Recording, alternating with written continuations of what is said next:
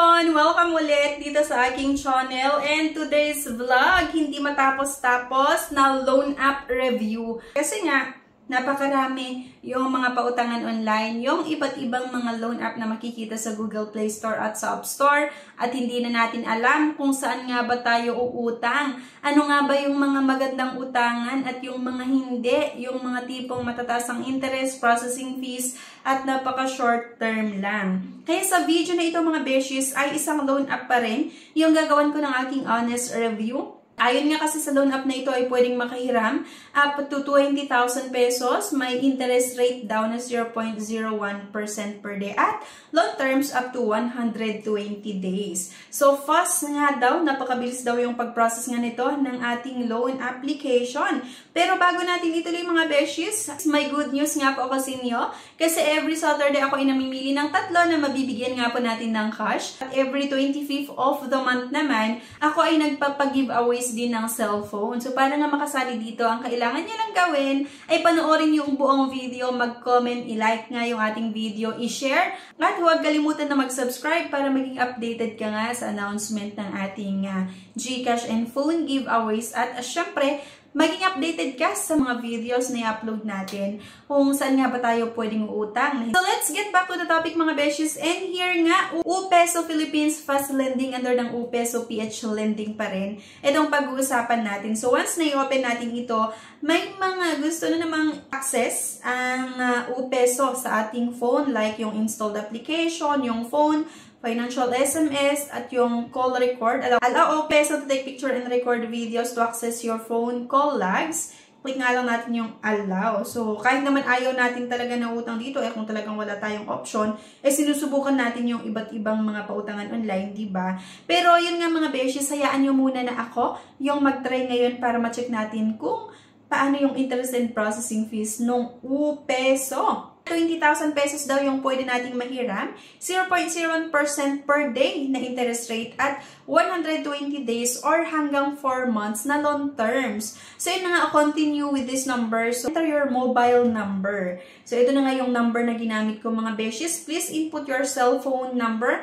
And I consent to the processing of my personal information in accordance with the terms of the privacy. So, kailangan yung basahin. Pero ako kasi hindi ko na binasa. Kasi wala din namang mangyayari kahit basahin ko yun, diba? So, yun na nga, may sinend sa akin na OTP. Ilalagay nga lang natin dito. At, diba, from 20,000 pesos, naging 36,000 pesos daw yung pwede kong mahiram.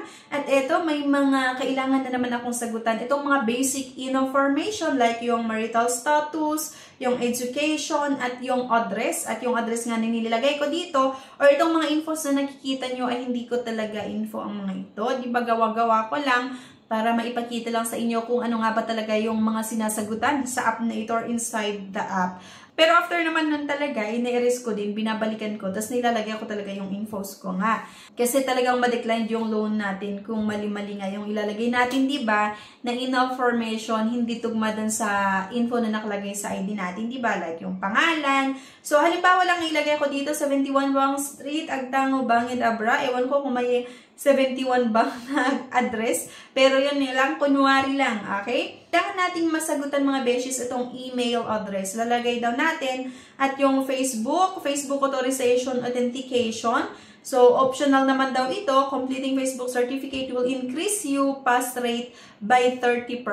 Okay? So, after nun, kailangan nating sagutan itong work information, pero gusto ko lang palalahanin ang lahat. Huwag nyo nang i-authorize itong UPeso ni-access yung Facebook account nyo, kasi alam nyo na, once na nag-post yung loan application or due date nyo na, kasi hindi kayo nagbayad doon sa itakda nilang oras, asahan mo na meron kang matatanggap na hindi magandang sasabihin ng collector at gagamitin pa nila laban sa'yo, diba?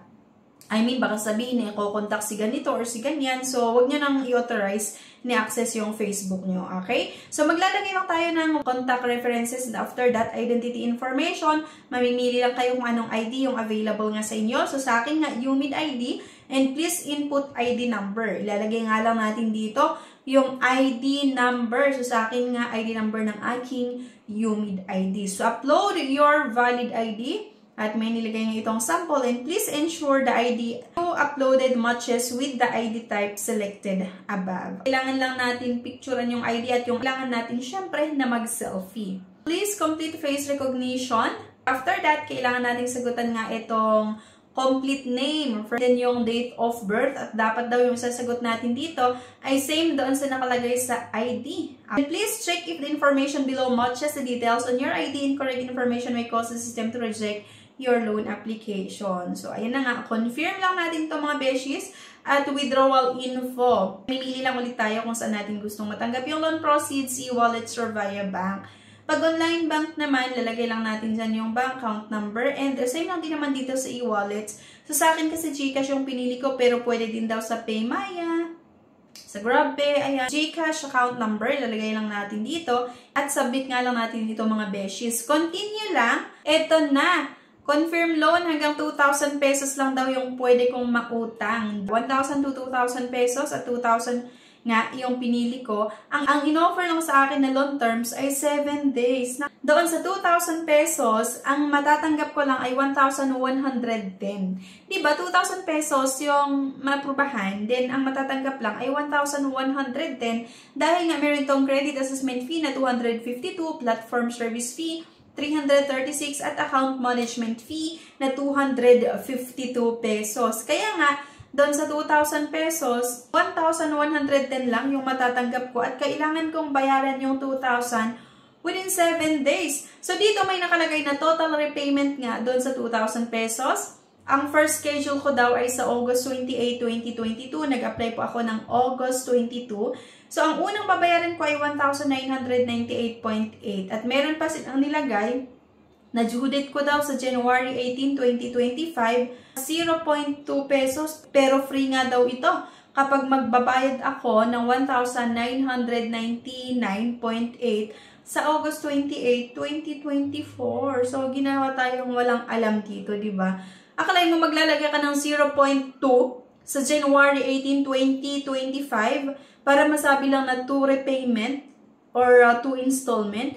Pero dito pa lang sa first due date within 7 days ay bayad ka na talaga. Kasi August 22 ngayon and ang first due date ko nga is August 28, 2024 na kung saan kailangan kong magbayad ng 1,999.8. And ito pa ha, yung 2,000 na babayaran ko ay hindi ko naman talaga natanggap ng buo ito. Kasi nga ang matanggap ko lang daw ay 1,110 pesos. So nakakapanlumo mga beshies itong ganitong klaseng paraan ng pagpapautang nga ng iba't ibang mga loan app.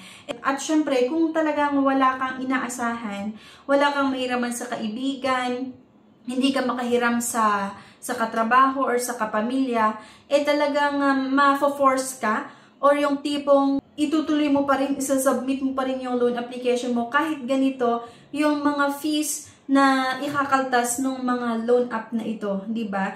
Kasi syempre wala ka talagang option and sobrang nakakapanghinayang lang na instead na makatulong sa atin itong mga loan app na ito ay hindi, mas lalo tayong nalulubog sa utang at ang masahol pa, mas lalo pa tayong may stress, madadagdagan pa yung isipin natin kasi nga 7 days lang yung ino-offer na loan terms at doon sa 7 days kailangan mong bayaran itong 2,000 na hindi mo naman natanggap ng buo. Diba? So, okay lang sana kung maglagay sila ng service fee o processing fee na nasa 100 or 200 kasi nga 7 days lang naman yung loan terms pero hindi halos kalahati ng inutang mo yung ikakaltas nila.